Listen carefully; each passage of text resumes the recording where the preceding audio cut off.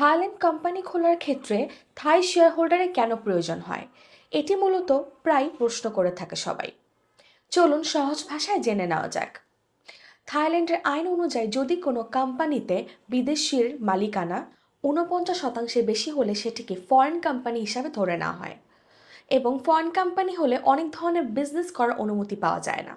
এই কারণে private limited কোম্পানিতে কমপক্ষে 1% শেয়ার থাই নাগরিকের নামে রাখতে হয়। এর ফলে কোম্পানিটি থাই কোম্পানি হিসাবে রেজিস্টার হয় এবং সাধারণত বিজনেস লাইসেন্সে কাজ করতে পারে। তাহলে কি ফরেনাররা কন্ট্রোল হারিয়ে ফেলে? না, এটি সবচেয়ে বড় ভুল ধারণা।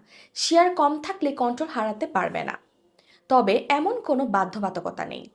সঠিকভাবে স্ট্রাকচার করলে ফরেনাররা এখনও ডিরেক্টর হতে পারে, অপারেশন কন্ট্রোল রাখতে পারে, ব্যাংক সাইনিং অথরিটি পেতে পারে। আচ্ছা, তবে কন্ট্রোল কিভাবে রাখা যায়? এটি করা যায় share class structure, director power, voting right, company bylaws এগুলোর মাধ্যমে।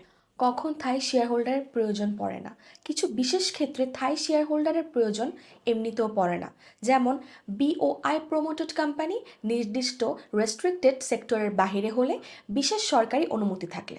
আপনার বিজনেসে থাই শেয়ার হোল্ডারের প্রয়োজন পড়বে কিনা, কিভাবে সেফ কন্ট্রোল রাখা যায়, এই বিষয়ে জানতে হলে আমাদের সাথে যোগাযোগ করতে হবে।